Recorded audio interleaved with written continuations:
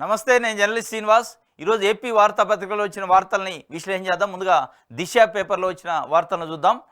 ప్రభుత్వ స్కూళ్లపై నమ్మకం పెంచాలి, నాణ్యమైన విద్య అందించాలి, అన్ని స్కూళ్లలో ఇంటర్నెట్ ఏర్పాటు చేయండి.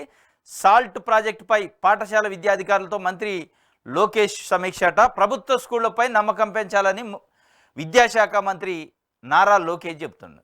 ఎవరు కల్పించాలి నమ్మకం? ఎవరిని అడుగుతుండో నమ్మకం కల్పించాలని? బాగానే ఉంది, నమ్మకం కల్పించాల్సిందే ఎట్టి పరిస్థితుల్లో. దాంట్లో 100% దాంట్లో డోకా లేదు, కల్పించాల్సిందే, అది అందరూ ఒప్పుకోవాలి. కానీ కల్పించాల్సింది ఎవరు అనేది ఇక్కడ ప్రశ్న. ప్రభుత్వ స్కూళ్లపై నమ్మకం కల్పించాల్సింది ప్రభుత్వంలో ఉన్న పెద్దలకు సంబంధించిన పెద్దలు, ఐఏఎస్లు, ఐపీఎస్లు, టీచర్సు, ప్రభుత్వ ఆఫీసర్లు, టీచర్లు, ప్రభుత్వాన్ని ఏలుతున్న మంత్రులు, ముఖ్యమంత్రులు, వీళ్ళు కల్పించాలి. ఎమ్మెల్యేలు, ఎంపీలు, ఎమ్మెల్సీలు. మీరైతే కల్పించరు, కానీ ఎవరు చెప్తారు? శుద్ధులు చెప్తారు సమాజానికి. ఏంది నమ్మకం కల్పించడం అంటే?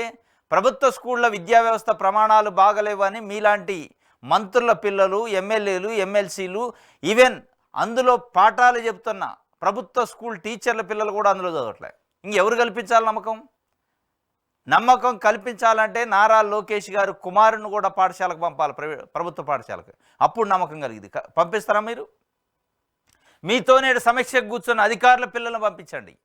వాళ్ళ పిల్లల, వాళ్ళ మనవళ్ళ, వాళ్ళ మనవరాళ్ళ, అప్పుడు ప్రభుత్వ స్కూళ్ళపై నమ్మకం వస్తుంది. తప్ప ఉట్టి మాటలు చెప్పి ఒడ్డెక్కే పరిస్థితి కాదు. ఇది ఏ ప్రభుత్వం ఉన్నా ఇదే పరిస్థితి. నమ్మకం కల్పించాల్సిందే. ఆ నమ్మకం కల్పించడానికి పునాది వేయాల్సింది ఎవరైతే ప్రభుత్వాన్ని ఏలుతున్నారో, ప్రభుత్వాన్ని పరిపాలిస్తున్నారో, ప్రభుత్వం నుండి వాళ్ళు ఆ నమ్మకం కల్పించడానికి ఒక పునాది వేసుకోవాలి.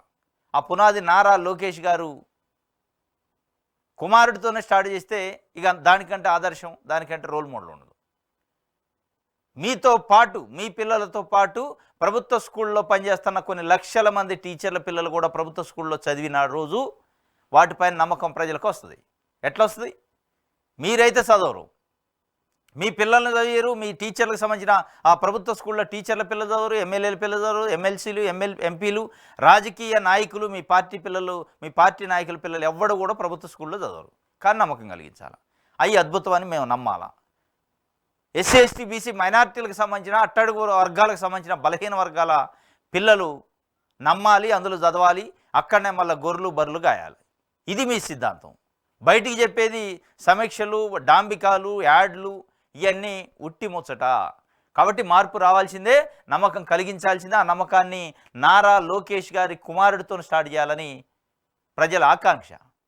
వాళ్ళు మీతో సమీక్ష కూర్చున్న అధికారుల పిల్లలు, అదేవిధంగా ఆ టీచర్లకు సంబంధించిన పిల్లలు ఏపీలోనే పరిపాలన చేస్తారు, ఏపీలోనే ఉద్యోగాలు చేస్తారు. చదివించేది హైదరాబాద్లో చదివిస్తారు, తీసుకొచ్చి ఎక్కడెక్కడో చదువుతారు బయట. మీ స్కూళ్ళ పైన మీకు నమ్మకం లేకనే కదా. మీరు నమ్మండి, ఫస్ట్ మీరు నమ్మకం కల్పించండి అనేది ఇలా ప్రజలు కోరుకుంటున్న పరిస్థితి.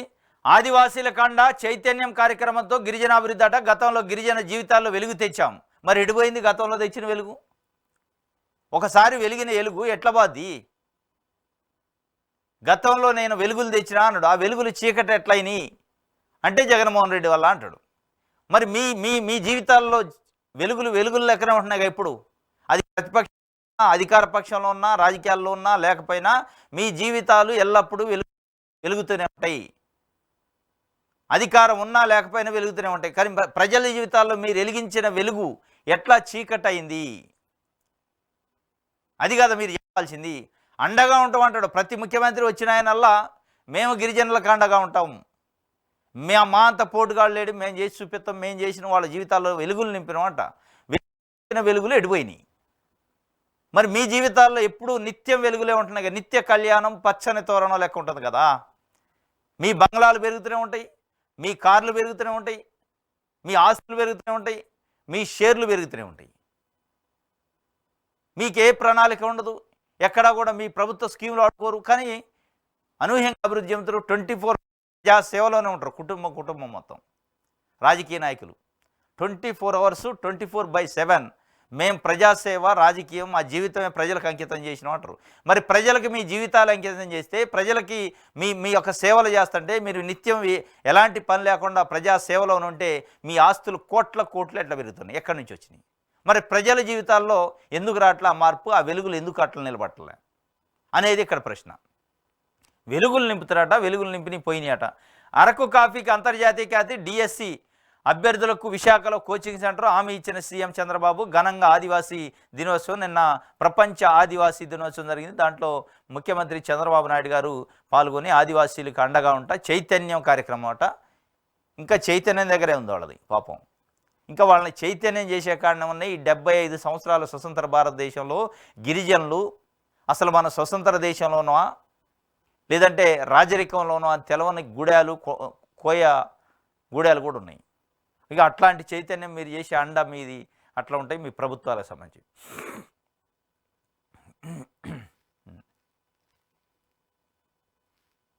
ఇది ఒక వార్త. రాష్ట్రంలో విత్తన కొరత లేదు, మీ అన్న పాలనలో రైతుల కష్టాలు కనపడలేదా? వైసీపీ ఏజెంట్ల మాటలు నమ్మి మోసపోవద్దు. ఏపీసీసీ చీఫ్ షర్మిలకు మంత్రి అచ్చెన్నాయుడు కౌంటరు. రాష్ట్రంలో విత్తనం కొరతే లేదట. మరి కొరత ఉందా లేదా అనేది మంత్రి గారు కాదు చెప్పాల్సింది, రైతులు చెప్పాలా.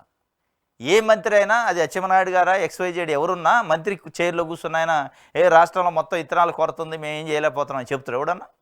ఎవడు చెప్పడు. మీరు కూడా అట్లే రాష్ట్రంలో విత్తన కొరత లేదంటారు. విత్తన కొరత ఉందని PCC ప్రెసిడెంట్ షర్మిలా గారు చెప్పారు. మీరు దానికి ఏమైనా ఉంటే అధికారులతో మాట్లాడి ఎక్కడ కొరత ఉంది ఏముంది సరి చేయాలి తప్ప రాష్ట్రంలో ఇతర కొరత లేదు. మీ అన్న పాలనలో ఏం చేసినావు, మీ తమ్ముడు పాలనలో ఏం చేసినావు, అన్న పాలనలో తమ్ముడు పాలనలో లేవు, ఇయ్యాల మీ పాలన ఉంది. మీరు దాంతో ఊరికే పదే పోల్చుకుంటే సుఖమే ఉంది. ప్రజలు మీకు ఓట్లు వేసి అఖండమైన మెజార్టీ ఇచ్చింది జగన్మోహన్ రెడ్డి పరిపాలనతో ప్రతి అంశాన్ని పోల్చుకోవడానికి కాదు, మీ పని మీరు చేయటానికి, మీ పందా మీరు వెళ్ళటానికి.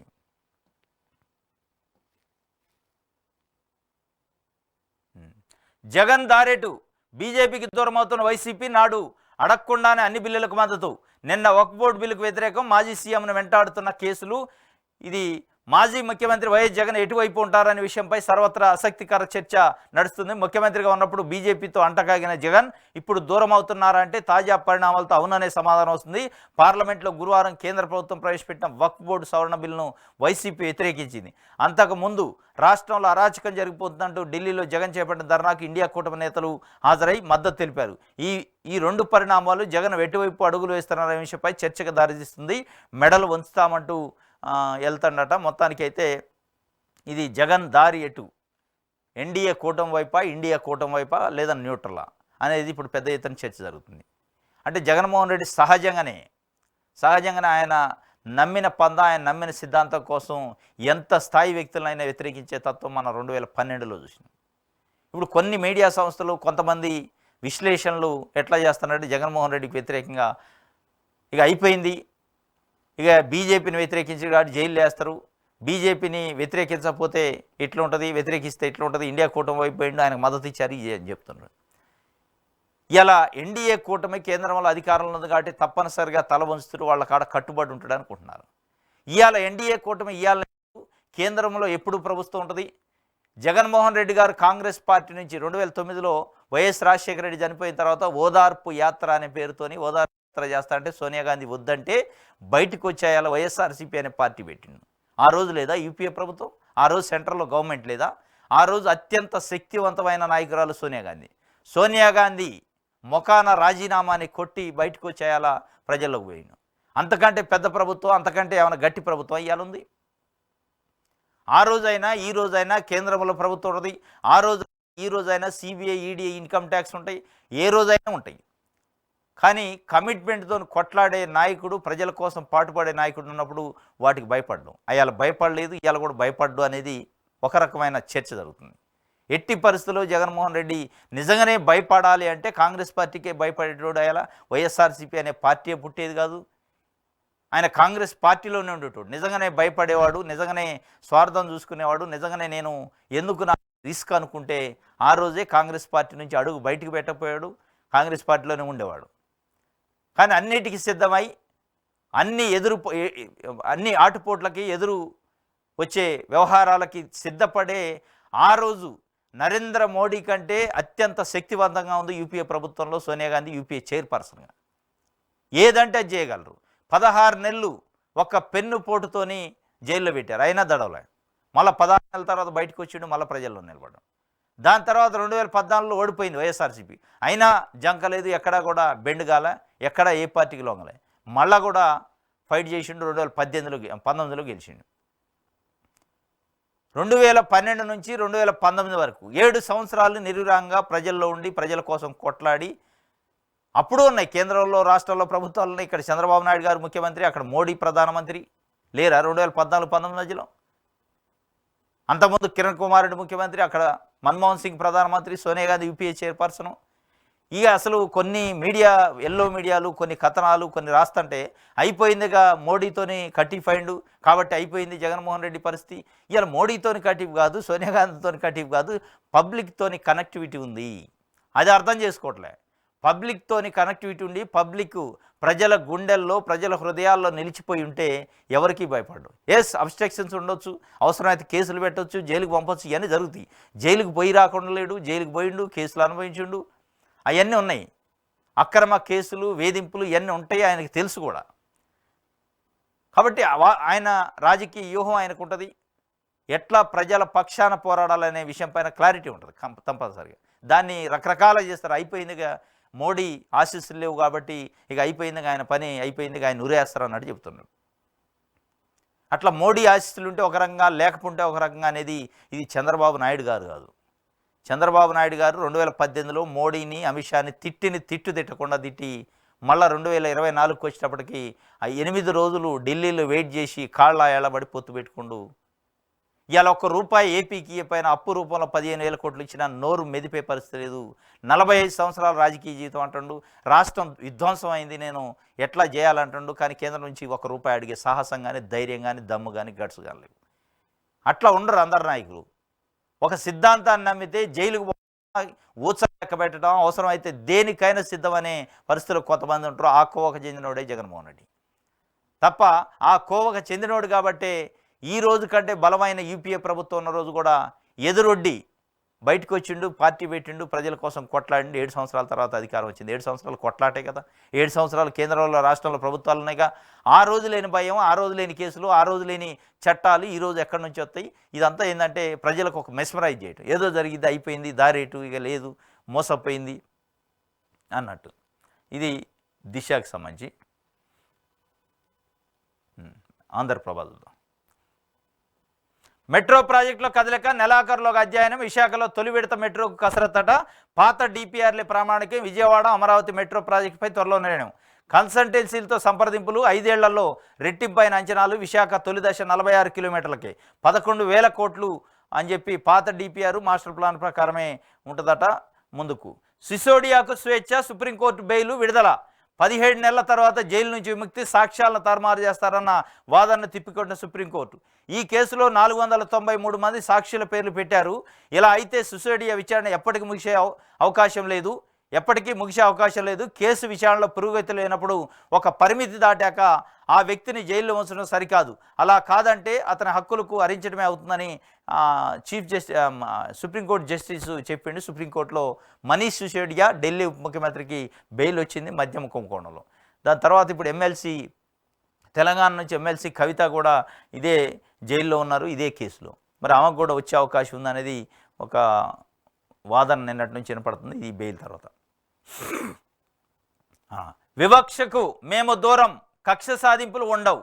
వివక్షకు మేము దూరం అంటుండే చంద్రబాబు నాయుడు గారు. ఎవరితో వివక్షకు దూరం? కక్ష సాధింపులు ఉండేదే, కక్ష సాధింపులు ఉండేదే వివక్ష. లేని వివక్ష అక్కడ, కక్ష సాధింపులు ఏంది అక్కడ?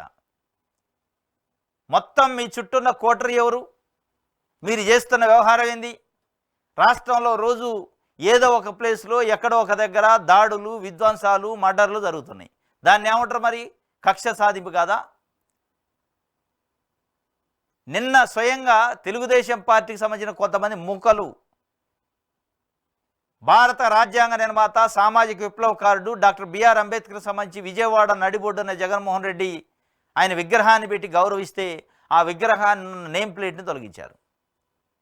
అది తెలుగుదేశం పార్టీ ప్రోద్బలంతోనైంది. వైఎస్ఆర్సీపీ ఆరోపణలు చేస్తుంది. దానిపైన ఈరోజు వరకు నోరు మెదపలే. ఇలా ఆంధ్రజ్యోతిలో ఒక వార్త రాశారు. అయితే ఏంది, పేరు తొలగిస్తే అదేం పెద్ద గొప్ప విషయమా, అదే విధ్వంసం జరిగిందా అంటే, ఇదే విషయం పైన ఇంకొక నాయకుడికి ఎవరికో జరిగితే, తెలుగుదేశం పార్టీకి సంబంధించో తెలుగుదేశం పార్టీకి సానుభూతిపరుడైన నాయకుడు జరిగితే ఇక అది పెద్ద ఇలవల పలవలు చేసి మొత్తం భూమి బద్దలైనట్టు చేసేటోళ్ళు. ఈయన నాయకుడు కాదు, మొత్తం జాతికి ఒక పెద్ద భారతదేశ జాతికి భారతదేశాన్ని మొత్తానికి ఒక మార్గదర్శి. భారత రాజ్యాంగాన్ని నిర్మాణం చేసిండు. భారత రాజ్యాంగం ప్రకారమే ఇలా ముఖ్యమంత్రులైనా, ప్రధానమంత్రులైనా, మంత్రులైనా, ఎమ్మెల్యేలు, ఎంపీలైనా, ఎవరు అనుభవించే పదవులైనా ఆయన ఇచ్చిన భారత రాజ్యాంగ సూచన మేరకు ఆయన ఇచ్చిన భిక్ష. ఆయన విగ్రహానికి సంబంధించి పెట్టిన వ్యక్తికి సంబంధించి ముఖ్యమంత్రిగా ఉన్న ఆ సందర్భంలో ముఖ్యమంత్రిగా ఉన్న జగన్మోహన్ రెడ్డి పైన కక్షతోని, జగన్మోహన్ రెడ్డి పైన విద్వేషంతో ఆయనకు పెట్టిన పేరును కూడా తొలగించారు. అది పెద్ద కనపట్లే. మరి దీన్ని వివక్ష అనరా, దీన్ని కక్ష సాధింపనరా? అది అంటే అక్కడ అంబేద్కర్ విగ్రహం కాబట్టి, అంబేద్కర్ విగ్రహం అంటే లెక్కలేదు కాబట్టి దానికి ఉన్నది ఏది వీకినా ఏది చేసినా అది తప్పు కాదు అన్నట్టు ఇలా ఆంధ్రజ్యోతి పేపర్ రాసింది. అదే కొన్ని సామాజిక వర్గాలకు సంబంధించిన నాయకుల విగ్రహాలు అంటే దానికి ఇట్లా పూచిక పుల్ల తగిలినా ఓ పెద్ద అద్భుతాలు జరిగినాయి, ఓ భూమి బద్దలైందని చెప్తారు. మీరు అనుకునే సామాజిక వర్గ నాయకులందరికంటే కూడా ఇలా ఆయన డాక్టర్ బిఆర్ అంబేద్కర్ అనే వ్యక్తి ఒక శక్తి. ఇది భారతదేశం మొత్తానికి కొన్ని శతాబ్దాల పాటు భారతదేశం ఎట్లా నడవాలనేది సూచించాడు.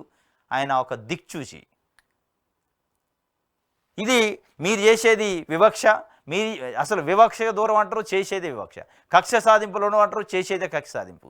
మరి మాటలు అయితే చెప్తున్నారు, గిరిజనులు అన్ని రంగాల్లో అభివృద్ధి చేస్తాం, ఆదివాసీల్లో పేదరిక నిర్మూలనకు సమగ్ర ప్రణాళిక తెస్తాం, విశాఖ, విజయవాడ, తిరుపతిలో గిరిజన స్టడీ సర్కిళ్ళు, 2191 గ్రామాలకు రోడ్డు కనెక్టివిటీ, ప్రతి గిరిజన కుటుంబానికి స్వచ్ఛమైన తాగునీరట, గత పాలకుల దోపిడీ సొమ్మును కక్కించి పేదలకు ఖర్చు చేస్తాం.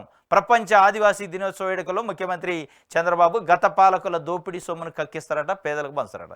గత పాలకులు అంటే గత 30 ఏళ్ళ, గత 70 ఏళ్ళ, గత 40 ఏళ్ళ, లేదా తెలుగుదేశం పార్టీ పుట్టినప్పటి నుంచి జరిగిన పాలకుల, తెలుగుదేశం పార్టీ పుట్టక ముందు నుంచి కూడా ఉన్న పాలకుల? ఏ పాలకులు గత అంటే? ఎందుకంటే గతంలో మీరు కూడా 14.5 ఏళ్ళు ముఖ్యమంత్రి చేశారు. మరి ఆ సమయంలో కూడా తిన్నయంత కక్కిస్తారా? తిన్నయంత కక్కించి అప్పట్లో పరిపాలనలో ఉన్న నాయకులకు సంబంధించిన పెద్ద పెద్ద బంగళాలు, ఫామ్ హౌజులు, వందల వేల ఎకరాల భూములు, ఆస్తులు, బిజినెస్లు ఉన్నాయి, వాటన్నిటిని కూడా కక్కిస్తారా? మరి ఏ గత పాలకులు అనేది కూడా ప్రజలు మదిలో మెదులుతున్న పరిస్థితి. దానికి సంబంధించి కూడా క్లారిటీ ఇస్తే బాగుంటుంది. గ్రామాన ఘనంగా 15 ఆగస్టు, పంచాయతీలకు పవన్ బంపర్ ఆఫర్, మేజర్ గ్రామాలకు 25,000, మైనర్ పంచాయతీలకు 10,000. అదే తరహా రిపబ్లిక్ డేకు నిర్వహణ ఖర్చులు, పిల్లలకు రాజ్యాంగ విలువలు నేర్పించాలని డిప్యూటీ సీఎం పవన్ కళ్యాణ్ కొత్తగా అంటే గ్రామాన ఘనంగా 15 ఆగస్టు నిర్వహించుకోవడానికి పెద్ద గ్రామ పంచాయతీలు మేజర్ అయితే 25,000 ఖర్చు కట. అంటే ఆ 15 ఆగస్టు ఫ్లాగ్ హోస్టింగ్కి. మామూలు చిన్న గ్రామాలకు అయితే 10,000 ఖర్చు మొట్టమొదటిసారిగా ఇస్తారు. దీనికి సంబంధించి ఒక వార్తనిచ్చారు. విశాఖ ఎమ్మెల్సీ ఎన్నిక, కూటమి అభ్యర్థిపై సస్పెన్షన్, క్షేత్రస్థాయిలో ఓట్ల అధ్యయనానికి 6 సభ్యులతో టీడీపీ కమిటీ వేసిన చంద్రబాబు, అభ్యర్థి ఎంపిక తనకు వదిలేయాలన్న నేతలకు స్పష్టీకరణ, నేడు అభ్యర్థిని ప్రకటించే అవకాశం. విశాఖ ఎమ్మెల్సీ కూటమి అభ్యర్థిపై సస్పెన్షన్ అట. క్షేత్రస్థాయిలో ఓట్ల అధ్యయనానికి 6. ఏముంటుంది అందులో ఓట్ల అధ్యయనం చేస్తే? అదే అన్న పెద్ద అద్భుతమా? ఇది అసలు ఏం మీకు క్షేత్రస్థాయిలో ఓట్లు అధ్యయనం చేయడానికి ఒక కమిటీ వేసిండారు చంద్రబాబు నాయుడు. ఓట్ల అధ్యయనం కాదు, దాన్ని ఓట్లు కొనటానికి అంటారు. క్షేత్రస్థాయిలో ఉన్న ఓటర్లను కొనటానికి ఒక కమిటీ వేసిండు. దానికి అధ్యయనం అని ఏంది అధ్యయనం చేసేది? ఓటర్లని తిప్పి కొడితే మొత్తం 1000 ఓట్లు లేవు. దాన్ని అధ్యయనం చేయటం అంట. దాంట్లో ఇది ఎవరికి ఎన్ని ఉన్నాయి, ఏ సింబల్ మీద ఏ ఎంపీటీసీ, ఏ జెడ్పీటీసీ గెలిచిండో క్లియర్గా కనపడుతుంది. ఇక దాంట్లో స్టడీ చేసే ఉంది, దానికి ఒక కమిటీ అయింది. అంటే ఈ కమిటీ దేనికంటే కొనుగోలు చేసే కార్యక్రమానికి సంబంధించిన కమిటీ. కొనాలి, గెలవాలి, ఓటుకి కోట్లు. ఇది గతంలో మనం చూసినాం. ఓటుకు కోట్లు అనే పందాన్ని ఇలా విశాఖపట్నం ఎమ్మెల్సీ ఎన్నికల్లో ప్రవేశపెట్టబోతుండే దాని ఈ అధ్యయన కమిటీ. దేనికి మరి అధ్యయనం? 600 ఓట్ల పైన వైఎస్ఆర్సీపీకి ఉన్నాయి, మీకు ఒక 300 లోపే ఉన్నాయి. మీకు అటు వైఎస్ఆర్సీపీకి 387 ఓట్ల తేడా ఉంది, వైఎస్ఆర్సీపీ 387 ఆధిక్యంలో ఉంది. ఇక దాంట్లో అధ్యయనమే ఉంది. నోట్ లెక్క ఎత్తే తెలిసిపోయాయి. మామూలు 4-3 తరగతులు చదువుకునేటోడు కూడా లెక్క ఎత్తే 600 మైనస్ ఎంత తీసేస్తే ఎంత వద్దరంటే చెప్తారు. దానికి అధ్యయనం చేసేది ఏముంటుంది? అధ్యయనం లేదు, మన్ను లేదు, ఇటుదే. ఇది ఒక వార్త. సాక్షి చూద్దాం.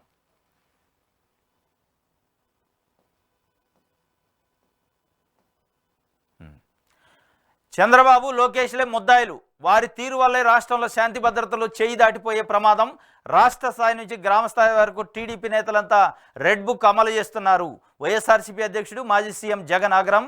సీతారాంపురంలో పోలీసుల సమక్షంలోనే సుబ్బారాయుడు హత్య చేయడానికి వచ్చారని ముందుగానే సమాచారం ఇచ్చినా పోలీసులు నిర్లక్ష్యం.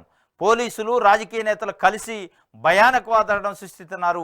మండలానికి 2 చంపండన్న ఎమ్మెల్యే బుడ్డా రాజశేఖర రెడ్డిపై ఎందుకు కేసు పెట్టలేదు?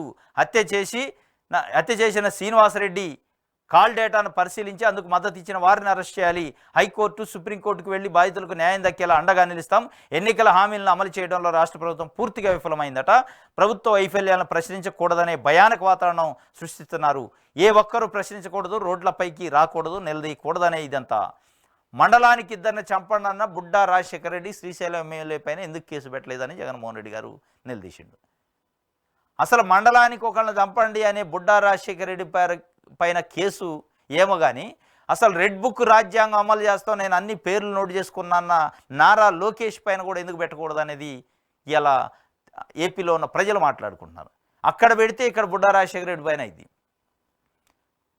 బుడ్డా రాజశేఖర రెడ్డి అనే వ్యక్తి పబ్లిక్ మీటింగ్లో మండలానికి ఒక 2 కత్తులు, కొడవళ్ళు, కర్రలు తీసుకుపోయి కొట్టండి, చంపండి, నేను చూసుకుంటా, కేసుల సంగతి ఏందో అని చెప్పిండు. డైరెక్ట్గా ఓపెన్ మీటింగ్లో. కేసు లేదు. ఈ ఈ సుబ్బారాయుడు అనే సీతారాంపురంలో సుబ్బారాయుడు అనే వైఎస్ఆర్సీపీ నాయకుడిని చంపడానికి వస్తున్నారు, చంపే ప్రమాదం ఉంది, రెక్కీ నిర్వహిస్తున్నారు, భయాందోళన ఉందని పోలీసులకి కొన్ని 100 కాల్ చేశారు అక్కడ ఉన్న కొంతమంది వ్యక్తులు. అయినా స్పందించరు. అక్కడ ఎస్ఐ, కానిస్టేబుల్స్ ఉన్నారు. వాళ్ళ కళ్ళ ముందే ఇంట్లో ఉన్న సుబ్బారాయుడిని గుంజకొచ్చి తల మీద నరికి కొట్టి చంపారు. స్పందించరు. దీని అంతటికి కారణమైంది, ఎవరిపైన కేసులు పెట్టాలన్నా పోలీసులు ఆడ రెడ్ బుక్ కనపడుతుంది పోలీసులకి. ఆ రెడ్ బుక్ ఎవరు వేశారు? ఫ్లెక్సీల రూపంలో నారా లోకేష్ వేసిండు. నారా లోకేష్ అలా ఐటీ శాఖ మంత్రి, విద్యాశాఖ మంత్రి. ఏం విద్యాబుద్ధులు చెబుతున్నారు? ఇగో ఈ రకమైన రెడ్ బుక్ రాజ్యాంగం పిల్లలకి. ఏ రాజ్యాంగం గురించి పిల్లలకు చదువు చెప్పాలా? మీరు విద్యాశాఖ మంత్రికి ఉంటే రెడ్ బుక్ రాజ్యాంగం గురించి పిల్లలకు చదువు చెప్పాలా? భారత రాజ్యాంగం గురించి చెప్పాలా? అంబేద్కర్ రాసిన భారత రాజ్యాంగం గురించి. అంటే అంబేద్కర్ రాసిన భారత రాజ్యాంగం విలువ ఎక్కువ, మీరు రాసిన రెడ్ బుక్ ఎక్కువ. ఇప్పుడు ఇవాళ ఏపీలో ఉన్న పోలీసులు పాటిస్తున్నది ఏ రాజ్యాంగం? రెడ్ బుక్ రాజ్యాంగమా లేదా ఈ రాజ్యాంగం అనేది పెద్ద ఎత్తున చర్చ జరుగుతుంది. ఇది జగన్మోహన్ రెడ్డి గారు నిన్న ఆ కుటుంబాన్ని పరామర్శించడానికి పోయిండు. నారా లోకేష్, నారా చంద్రబాబు నాయుడే దీంట్లో ముద్దాయిలు, ప్రధాన ముద్దాయిలు అంటుండు. కానీ అటువైపు నుంచి ప్రభుత్వం నుంచి స్పందన లేదు. ఎట్టి పరిస్థితుల్లో చేతుల్లోకి శాంతి భద్రతలను చేతుల్లో తీసుకుని దీని పరిణామాలు చాలా తీవ్రంగా ఉంటాయని కూడా ఆయన చెప్పిన పరిస్థితి. అధైర్యపడవద్దు, అండగా ఉంటాం. పోలీసుల రక్షణ ఏర్పాటు చేసేలా హైకోర్టులో పిటిషన్ వేద్దాం. సుబ్బారాయుడు కుటుంబ సభ్యులకు వైఎస్ జగన్ పరామర్శ. ఘటన జరిగిన తీరును వివరించిన బాధిత కుటుంబం. సీతారాంపురంలో శ్రీనివాసరెడ్డి ఆగడాలు ఏకరువు పెట్టిన బాధితులు. గ్రామంలో ఎదురుండకూడదనే హత్య. మృతుడి కుమారుడు ప్రసాద్. రామాలయ నిర్మాణం పేరుతో 1.5 కోటి వసూలు, ఎన్నో కబ్జాలు, ఊళ్ళో ఇంటికొకరు అతని బాధితులే. ఇది శ్రీనివాసరెడ్డి చరిత్ర. ఇది శ్రీనివాసరెడ్డి, బుడ్డా రాజశేఖర రెడ్డి కాదు, పైన ఉన్న ప్రభుత్వ పెద్దల నుంచి ఉన్న ఆదేశాల ప్రకారం ఇట్లాంటి దాడులు జరుగుతాయి తప్ప ఒక శ్రీనివాసరెడ్డి, ఒక గ్రామంలో ఉన్న శ్రీనివాసరెడ్డి ఒక నియోజకవర్గం ఎమ్మెల్యే చేయలేడు. నిజంగానే ప్రభుత్వం కఠినంగా ఉంటే భయపడతాడు. కానీ ఆ కఠినంగా ఉండే పరిస్థితి ఎట్లుంటుంది? రెడ్ బుక్ పేరుతో రాజ్యాంగం, రెడ్ బుక్ పేరుతోని ఫ్లెక్సీలు వేసాక ఇక వాళ్ళకు కూడా ఒక రకంగా ఇండైరెక్ట్ ఇండికేషన్ ఇచ్చినట్టే కదా. ఇదొకటి. అంబేద్కర్ విగ్రహంపై దాడి సర్కార్ పనే. ఇవాళ రేపు విగ్రహాన్ని ప్రభుత్వం కూల్చేస్తుంది. కేంద్ర ప్రభుత్వం స్పందించాలి. విగ్రహానికి కేంద్ర బలగాలతో రక్షణ కల్పించాలి. తొలగించిన మాజీ సీఎం పేరును తిరిగి ఏర్పాటు చేయాలి. రాష్ట్ర వ్యాప్తంగా అంబేద్కర్ విగ్రహాలకు పాలాభిషేకాలు చేయాలి. డాక్టర్ బిఆర్ అంబేద్కర్ విగ్రహం వద్ద అంబేద్కరిస్టులు, ప్రజాస్వామికవాదులు, వైఎస్ఆర్సీపీ నేతలు ఆందోళన చేస్తున్నారు. రాష్ట్ర వ్యాప్తంగా పెళ్లి బిక్కిన ఆగ్రహం. పశ్చాముఖ దాడిపై నిరసనల వెల్లువ. అంబేద్కర్ విగ్రహం పైన దాడి సర్కారు పని అని కొన్ని దళిత సంఘాలు నిన్న పెద్ద ఎత్తున నిరసన వ్యక్తం చేసినాయి. అంబేద్కర్ పాలాభిషేకం చేసినాయి. ఎస్, వాస్తవం ఇది. సర్కారు దాడి కాకపోతే సర్కారు దీనిపైన ఇన్వెస్టిగేషన్ లేదు ఇంతవరకు. ఒకళ్ళు జగన్మోహన్ రెడ్డి గారు కాలంలో ఆయన నిర్మించిండు అంబేద్కర్ విగ్రహాన్ని కాబట్టి ముఖ్యమంత్రిగా ఉన్నాడు కాబట్టి ఆ ముఖ్యమంత్రిగా XYZ ఎవరైనా ఉండొచ్చు. ఆ రోజు జగన్మోహన్ రెడ్డి గారు ఉండగాబట్టి ఆయన ముఖ్యమంత్రిగా ఎక్కడైనా ఏ ప్రభుత్వ కార్యక్రమైనా ప్రభుత్వ నిర్మాణాలు జరిగితే ఆ రోజు నిర్మాణం జరిగిన రోజు, శంకుస్థాపన జరిగిన రోజు, ప్రారంభోత్సవం జరిగిన రోజు ఉన్న నాయకులు అంటే ముఖ్యమంత్రులు కానీ ఎమ్మెల్యేలు ఎంపీలు దానికి సంబంధించిన నేమ్ అది వేస్తారు ఫౌండేషన్ స్టోన్. దాన్ని జీర్ణించుకోలేని పరిస్థితి మీకుంటే అంటే అసలు అంబేద్కర్ విగ్రహమే తప్పు అన్నట్టు అంబేద్కర్ విగ్రహం ఎందుకు పెట్టిండు ఈడ? ఈ జగన్మోహన్ రెడ్డి అనే వ్యక్తి మా ఇళ్ల చుట్టూ మా నగరానికి సంబంధించి విజయవాడ నడిబొడ్డున ఈడ మా సామాజిక వర్గం ఉంటుంది, ఇక్కడ తీసుకొచ్చి ఒక దళితుడికి సంబంధించిన విగ్రహం పెడతారని ఆక్రోశమా? ఎట్లా పెడతాడు అని ఆయన నేమ్ ప్లేట్ని తొలగించారా? అదే అనుమానించాల్సి వస్తుంది. ఎందుకంటే గడిచిన 5 సంవత్సరాల్లో జగన్మోహన్ రెడ్డి గారు ముఖ్యమంత్రిగా ఉండి అనేక శంకుస్థాపనలు, ప్రారంభోత్సవాలు, అనేక బిల్డింగ్లు కట్టారు, అనేక అభివృద్ధి కార్యక్రమాల దగ్గర ఆయన ఫోటో ఉంటుంది. ఎక్కడా తొలగించారు, ఇక్కడే తొలగించారు. అదిగో అక్కడే డౌట్ వస్తుంది. ఎక్కడా కూడా ఆయన పేరును తొలగించలేదు, ఇగో ఇక్కడే తెచ్చి తొలగించారు అంటే అది ఒక రకంగా అంబేద్కర్ విగ్రహం పైన విద్వేషం, అంబేద్కర్ విగ్రహం అక్కడ పెట్టడం పైన వాళ్ళ వ్యతిరేకత అనేది దళిత సంఘాలు చెబుతున్నాయి. అంబేద్కర్ విగ్రహం పైన దాడి సర్కారు పైన ఇవాళ రేపు అవసరమైతే విగ్రహాన్ని కూడా తొలగిస్తారు అక్కడ నుంచి. కాబట్టి కేంద్ర ప్రభుత్వం జోక్యం చేసుకోవాలి, కేంద్ర బలగాలతోనే భద్రత ఏర్పాటు చేయాలి. ఇక్కడ రాష్ట్ర ప్రభుత్వ పోలీసుల పైన మాకు నమ్మకం లేదు అంటున్నారు. ఎస్, ఇది అంటే కొంత లాజిక్ ఉంది ఇందులో. ఎందుకంటే జగన్మోహన్ రెడ్డి పేరు ఇక్కడ ఒక దగ్గరే లేదు, రాష్ట్రంలో చాలా జిల్లాల్లో, చాలా గ్రామాల్లో, చాలా చోట్ల ఆయన చేసిన అభివృద్ధి కార్యక్రమాల శంకుస్థాపనల దగ్గర ఫోటోలు ఇది ఆయన నేమ్ ఉంటుంది. ఎక్కడ తొలగించారు, ఇక్కడే తొలగించారు. అది అక్కడ దళితులకు సంబంధించి దళిత సంఘాల భయాందోళన ఏంటంటే ఇప్పుడు జగన్మోహన్ రెడ్డి పైన కాదు, డాక్టర్ బిఆర్ అంబేద్కర్ విగ్రహం పెట్టడం పైన వాళ్ళు అలిగేషన్ చేస్తున్నారు. ఆ పెట్టిన వ్యక్తి జగన్మోహన్ రెడ్డి పైన ఒక రకంగా ఉన్మాదం చూపిస్తున్నారు అనేది స్పష్టంగా కనపడుతుంది. పెట్టిండు ఇక్కడ మా ఇళ్ల చుట్టూ, మా నగరంలో, మా సామాజిక వర్గం ఉండే దగ్గర ఒక దళితుడు విగ్రహం పెడతారా, దళితుడు పూజించే అంబేద్కర్ విగ్రహం పెడతారా అని వాళ్ళు ఒక రకంగా పెట్టినందుకు ఆక్రోషంగా ఆయన ఇది మొదటి రోజు ఆయనకు సంబంధించిన నేమ్ ప్లేట్ని తొలగించారు. రేపు విగ్రహాన్ని తొలగించిన ఆశ్చర్యం లేదని దళిత సంఘాలు చెప్తున్నాయి. కానీ వాళ్ళకి అర్థం కానిది ఏంటంటే మా నగరం, మా సామాజిక వర్గం అనుకుంటున్నారు. కానీ ఆయన ఒక నగరానికి, ఒక సామాజిక వర్గానికి, ఒక ప్రాంతానికి సంబంధించిన వ్యక్తి కాదు. డాక్టర్ బిఆర్ అంబేద్కర్ ఈ జాతికి, ఈ భారతదేశంలో ఉన్న 140 కోట్ల మంది ప్రజల ప్రతి ఒక్కళ్ళకి ఆరాధ్య దైవం. ఆయన ఇచ్చిన సూచనలు, ఆయన ఇచ్చిన రాజ్యాంగం ప్రకారం ఇవాళ 140 కోట్ల మంది హక్కులు కాపాడబడుతున్నాయి. ఈవెన్ చంద్రబాబు నాయుడు గారు, నారా లోకేష్ గారు ముఖ్యమంత్రి, మంత్రులు కావడానికి కూడా ఆయన చెప్పిన రాజ్యాంగం, ఆయన ఇచ్చిన రాజ్యాంగం ప్రకారం అయింది. కాబట్టి మీరు అనుభవిస్తున్న పదవులు, మీరు అనుభవిస్తున్న పరపతి, మీరు అనుభవిస్తున్న పలుకుబడి మొత్తం కూడా డాక్టర్ బిఆర్ అంబేద్కర్ రాసిన రాజ్యాంగం ప్రకారం వచ్చింది. కాబట్టి ఆయన అందరికీ నాయకుడే, అది అర్థం చేసుకోవాలా. అబ్బా సర్కారు డబ్బా, ఆర్టీసీ కొత్త బస్సుల కొనుగోలు ప్రక్రియ అంతా వైఎస్ఆర్సీ ప్రభుత్వాలనే, ఎన్నికల కోడ్తో ప్రారంభోత్సవానికి బ్రేకు. టీడీపీ ప్రభుత్వం ఇప్పుడు వాటికి జెండా ఊపుతుంది అంతే. కానీ ఇదంతా తామే చేసినట్టుగా బిల్డప్, నాటి ప్రభుత్వంపై విమర్శలు. 2019-23 మధ్యకాలంలో జగన్ సర్కారు కొనుగోలు చేసిన కొత్త బస్సులు 1406. అసలు బస్సులే కొనలేదు, మేమే కొంటున్నాం, అద్భుతాలు సృష్టిస్తున్నామని ఇప్పుడు తెలుగుదేశం పార్టీ చెప్తుంది. 2019 నుంచి 23 మధ్యలో 1406 బస్సులు కొనరట. 23లో మళ్ళా కొనుగోలుకు 2736 బస్సులకు నిర్ణయించారు. 1500 బస్సులు ఆల్రెడీ కొనుగోలుకు సంబంధించి అంత ప్రక్రియ పూర్తయింది, కోడ్ వచ్చిందట. దాన్ని ఇప్పుడు జెండా ఊపుతుండే ఈ 1500 బస్సులకే చంద్రబాబు నాయుడు గారి ప్రభుత్వం జెండా ఊపి మేము తెచ్చినాం అంటున్నాం. ఆడ మీరే పదే రోజు మొత్తుకుంటున్నారు, టికానా లేదు, రోజు ఖర్చులకు కూడా డబ్బులు లేవు, ఏం చేయాలో అర్థం కావట్లేదు అంటున్నారు. మరి 1500 బస్సులు కొనడానికి డబ్బులు ఏడ నుంచి వచ్చింది? నిజంగా ఇంత షార్ట్ టైంలో 1500 బస్సులు కొనడానికి డబ్బులు ఎక్కడి నుంచి వచ్చినాయి? డబ్బులే లేవని 10 రోజులు మీరే చెప్తున్నారు. కాబట్టి 1500 బస్సుల తాలూకా వ్యవహారం అంతా జగన్మోహన్ రెడ్డి ప్రభుత్వంలో జరిగింది. దానికి జెండా ఒకటే ఊపుతున్నారు అనేది సాక్షి పేపరు వార్త రాసింది. ఇంకోటి, ముస్లింలపై మీ వైఖరి ఏంటి? చంద్రబాబుని నిలదీస్తున్న ముస్లిం పెద్దలు. ఏముంటుంది వైఖరి? ముస్లింలపై వైఖరి ఉండదు, మోడీ పైన వైఖరి ఉంటుంది. మోడీ, అమిత్ షా పైన వాళ్ళ వైఖరి ఏందని అడగండి. ముస్లింల పైన వైఖరి, బీసీల పైన, ఎస్సీ ఎస్టీల పైన వైఖరి చంద్రబాబు నాయుడు గారికి ఉంటుంది అనుకోవటం మీ భ్రమ. ఆయన వైఖరి అంతా రాజకీయ వైఖరి. రాజకీయంగా ఏది కలిసి వస్తుంది అనుకుంటే దానికి సంబంధించి ఆ తాలూకా నిర్ణయాలు, ఆ వైఖరులు ఉంటాయి తప్ప ముస్లింల కోసం ప్రేమతోని వాళ్ళపైన వైఖరి తీసుకునే, స్టాండ్ తీసుకునే సాహసంగానే ఆ ధైర్యం చేయడు. మోడీ పైన, అమిత్ షా పైన మీ భక్తి ఏంది? మోడీ పైన, అమిత్ షా పైన మీ వైఖరి ఏంది అని అడగాలి మీరు. ముస్లింల పైన వైఖరి అడిగితే ఏం చెప్తారు? వక్ఫ్ చట్టం సవరణకు మద్దతు ఇచ్చిన టీడీపీకి మైనార్టీ నేతలు రాజీనామా చేయాలని పిలుపు. వక్ఫ్ చట్టాన్ని ప్రతిష్టం చేసి ఆక్రమణదారుల చెర నుంచి భూములు పరీక్షించాల్సిన ప్రభుత్వం అందుకు విరుద్ధంగా సవరణ బిల్లు తేవడాన్ని ముస్లిం సమాజం, మత పెద్దలు తీవ్రంగా వ్యతిరేకిస్తున్నారు. రాజ్యాంగ విరుద్ధమైన ఈ బిల్లు ముస్లిం సమాజానికి గొడ్డలి పెట్టు లాంటిదని స్పష్టం చేశారు. సవరణ బిల్లుకు టీడీపీ మద్దతు ఇచ్చిన నేపథ్యంలో ఆ పార్టీలోని ముస్లిం మైనార్టీ నేతలు పదవిలోకి రాజీనామా చేయాలని చూస్తున్నారు. పార్లమెంట్లో వక్ఫ్ చట్ట సవరణ బిల్లుకు మద్దతు తెలపడం ద్వారా సీఎం చంద్రబాబు మరోసారి ముస్లింలపై తన వ్యతిరేకతను చాటుకున్నారు. ఆయనకు ముస్లింలపైన వ్యతిరేకత, అనుకూలత అనేది ఎప్పుడూ స్పష్టంగా ఉండదు. ఆయన రాజకీయ లాభాలు, ఆయన రాజకీయంగా ఆయనకు కావాల్సిన వస్తువులు చూసుకుంటారు, ఆయన సౌలత్ చూసుకుంటారు తప్ప ముస్లింల మీద ఇంకోళ్ళ మీద ప్రేమలు ఉండవు. అవన్నీ ఉట్టిద్దాండగా మనం స్పష్టంగా చూసినాం. 2018లో అమిత్ షా మోడీని తిట్టిండు, మళ్ళీ ఆయనకి రాజకీయంగా అవసరం వచ్చింది కాబట్టి మళ్ళీ పొగిడిండు. ఇవాళ అద్భుతం అద్భుతం అంటే మళ్ళీ ఎప్పుడు తిడుతుందో తెలియదు.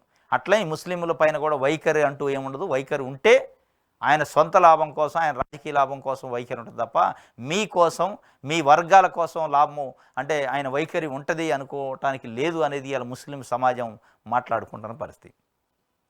హామీలు ఇచ్చా, అప్పులు ఉన్నాయిగా కాబట్టి నేను చేతులు ఎత్తుతా. హామీలు ఇచ్చాను కానీ అప్పులు ఉన్నాయిగా, 10,000 కోట్లు అప్పులకు వడ్డీ కట్టాల్సి వస్తుంది, నేను ఏం చేయాలా అని చెప్తుండు. ప్రధానితో అరకు కాఫీ తాగించి ఆయన్నే బ్రాండ్ అంబాసిడర్గా చేశా, అది కూడా పెద్ద పనేనా? ప్రధానమంత్రి పర్యటనకు వచ్చిండు, ఆడ కాఫీ తాగిండు, ఇక దానికి బ్రాండ్ అంబాసిడర్ అయ్యి మొత్తం రాష్ట్రం ఏమైనా అభివృద్ధి అయితే? కాబట్టి ఇక మీరేం అడగొద్దు అని చెప్తుండు. ప్రధానితో కాఫీ తాగించి ఆయన్నే బ్రాండ్ అంబాసిడర్ చేసిన విశాఖపట్నం కాఫీని, కాబట్టి మీరు అరకు కాఫీని, కాబట్టి మీరు ఇక నన్ను నిధులు అడగొద్దు, అప్పులు ఉన్నాయి, 10,000 కోట్లు వడ్డీలు కట్టాల్సి వస్తుంది, హామీలు అయితే ఇచ్చిన కానీ ఏం చేసే పరిస్థితి లేదు అని ఇక డైరెక్ట్ చెప్తూనే ఉండు. ఇది సాక్షి పేపర్కి సంబంధించి.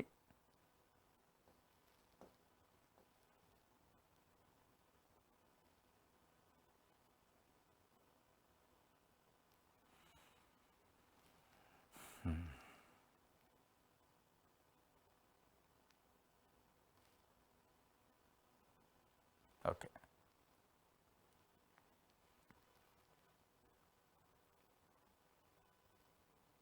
ఆంధ్రజ్యోతి చూద్దాం. ఇది నీకో దండం స్వామి, జగన్ తీరుతో వైసీపీకి ముఖ్య నేతల టాటాట. మొన్న ధర్మాన, నిన్న పిండెం, నేడు ఆళ్ల. అధినేత నిరంకుశ వైఖరిపై అసంతృప్తి, ఓటంపాలైన ఆయన మారలేదని గుర్రు, తమను పట్టించుకోవడం లేదని ఆవేదన. ఇలాగైతే జనం లెక్క చేయరని ఆందోళన. వైసీపీలో ఉంటే భవిష్యత్తు ఉండదని ఇంకొందరు. కొన్ని చోట్ల పార్టీ కార్యాలయం మూత, పలు నియోజకవర్గాల్లో చిరు హోటళ్లుగా మార్పు, కేంద్ర కార్యాలయం తాడేపల్లి నివాసంలోకి. ఇది ఆయన పైన నమ్మకం ఉండే, ఆయన పైన నమ్మకం లేక అనేది కాదు. అధికారం పోయినప్పుడు అధికారం ఏ పార్టీ ఉంటే ఆ పార్టీ వైపు పోవటం సాధ్యమైంది. ఇప్పుడు చంద్రబాబు నాయుడు గారు 2019లో ఓడిపోయిన తర్వాత ఆయన పక్క నుండి ఆయనకు అనుచరులుగా ఉన్న నాయకులు కూడా రాజీనామా చేసి బయటకు వచ్చారు. అంటే మూసేసుకోండి, ఆ పార్టీ అయిపోయింది. ఇక చంద్రబాబు నాయుడు గారి పార్టీ లేదా? ఎక్కడికక్కడ అసలు నిలబడే క్యాండిడేట్లు దొరకరా మళ్ళీ ఎలక్షన్ వచ్చేటప్పటికని ఒక ఆందోళన 2019-24 మధ్యలో ఉంది. అయిపోయిందా? తెలుగుదేశం పార్టీ లేదా? భూస్థాపితం అయిందా? అట్లా అధికారం లేదు కాబట్టి, అధికార పార్టీ అవతల అధికారంలో ఉన్న పార్టీ కక్ష సాధింపులు చేస్తుంది కాబట్టి కొంతమంది వెనక తగ్గే అవకాశం ఉంటుంది, కొంతమంది అధికారం కోసం పార్టీ మారేవాళ్ళు ఉంటారు. ఇది రాజకీయాల్లో సర్వసాధారణం. ఇవాళ తెలంగాణలో చూస్తే కేసీఆర్ దగ్గర అసలు నువ్వు కేసీఆర్ అంటేనే దేవుడు, దేవుడు అంటేనే కేసీఆర్ లేకపోతే భూమి బద్దలైద్దని అన్న పోచారం శ్రీనివాసరెడ్డి లాంటి స్పీకర్ స్థానాలు కూర్చున్న వ్యక్తి కూడా పోయి కండవ కప్పించుకుంటారు రేవంత్ రెడ్డితోని, అంత పెద్ద సీనియర్ నాయకుడు కూడా. కాబట్టి ఇలా రాజకీయాలలో ఏదో విలువలు ఉంటాయనో, రాజకీయాలలో పార్టీలకు కట్టుబడి ఉంటారని మనం ఊహించుకోవాల్సిన అవసరం లేదు, నమ్మాల్సిన అవసరం లేదు. ఇవాళ రాజకీయాల్లో ఏ పార్టీ అధికారంలో ఉంటే ఆ పార్టీకి వంతబాటం, ఆ పార్టీకి తానా అంటాం, కండవలు కప్పించుకోవడం సహజం అయిపోయింది. ఇక దాన్ని ఇలా ఆంధ్రజ్యోతి అయిపోయింది జగన్మోహన్ రెడ్డి పని. ఇక నాయకులు పార్టీ మారుతున్నారు కాబట్టి పార్టీ ఉండదు, నాయకులు పార్టీ మారంది ఏ పార్టీలో ఉన్నారు.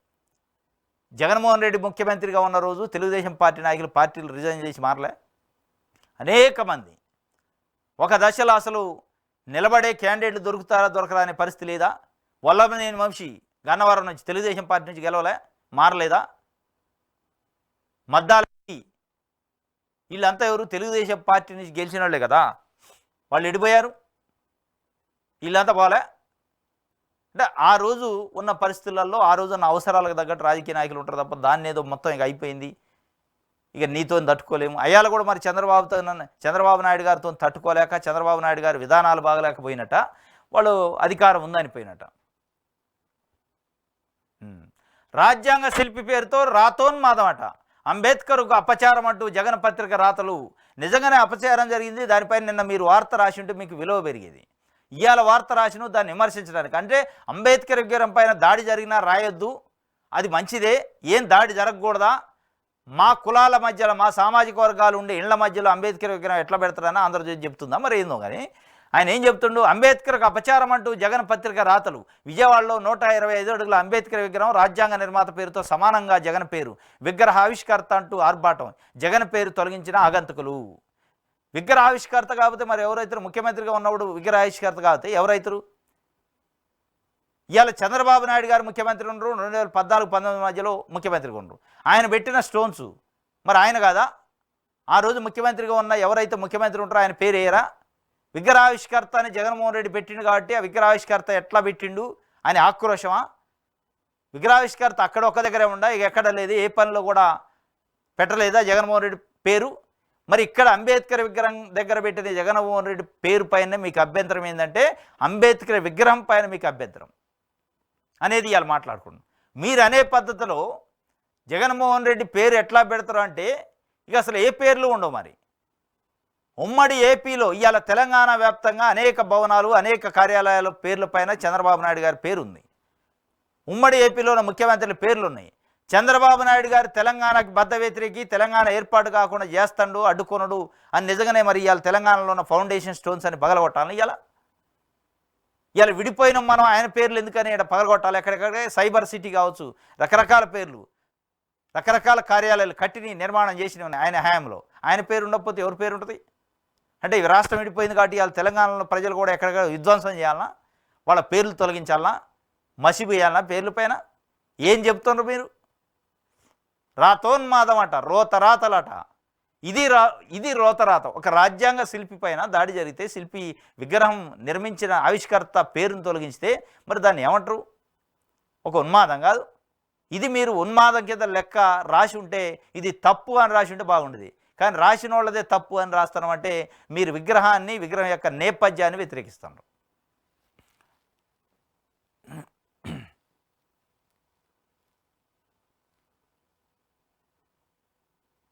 ఇది ఒక వార్త ఆంధ్రజ్యోతికి సంబంధించి.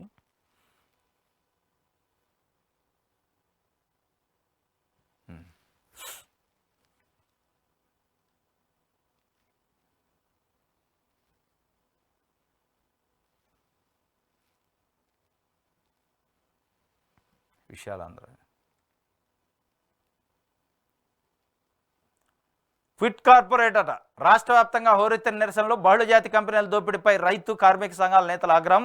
బడా బాబుల అక్రమాస్తులు జాతీయం చేయాలని డిమాండు. వ్యవసాయ రంగ రక్షణకు ఐక్య ఉద్యమానికి పిలుపట.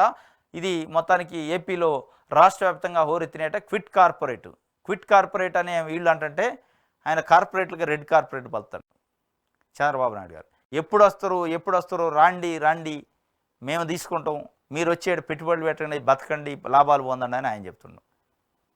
నిన్నోడు అపోలో అట, ఇంకెవడు స్టీల్ ఫ్యాక్టరీ అట. మేము వచ్చినాం, ఇక మీరు ఉన్నారు కాబట్టి మీరు మళ్ళీ అధికారంలోకి వస్తే మాకు ఊపిరి వచ్చింది అని చెప్పి వాళ్ళు చిన్నగా ఇక డోర్లు తెరుచుకొని పోతున్నారు. ఇక వాళ్ళ కార్యక్రమాలు చేసుకోవడానికి చిన్నగా ఏపీలోకి ఎంటర్ అవుతున్నారు. మొన్న 5 సంవత్సరాల వరకు పెట్టుబడిదారులకి పెత్తందారులకి స్థానం లేదు అక్కడ. ఇవాళ వచ్చింది. చంద్రబాబు నాయుడు గారు ఇక ఆయన ఏంటంటే సూటు బూట్లు వేసుకున్న వాళ్ళు చుట్టూ కనపడుతున్నారు. బోక్యాలు, శాలువలు, సూట్లు, బూట్లు, ఈ కథంతా ఇప్పుడు మన కళ్ళ ముందు కనపడింది. ఇక పేద ప్రజల గురించి ఆలోచించేటోడు, పేద ప్రజలు అక్కడే ఉంటారు. దానికి సంబంధించి ఆయన వీళ్ళు కమ్యూనిస్టులు క్విట్ కార్పొరేట్ అంటున్నారు. కార్పొరేట్ వ్యవస్థని వెళ్ళగొట్టండి, ప్రజల పక్షాన ఉండండి అని చెప్పి వాళ్ళు అడుగుతున్నారు. కానీ ఆయన కార్పొరేటే నాకు కావాలని ఆయన చెబుతున్న పరిస్థితి. ఇది ఒక వార్త. ఇది ఈరోజు ఏపీ వార్తాపత్రికలో వచ్చిన వార్తలకు సంబంధించిన విశ్లేషణ. రేపు తాజా వార్తలతోని తిరిగి కలుసుకుందాం. Thank you.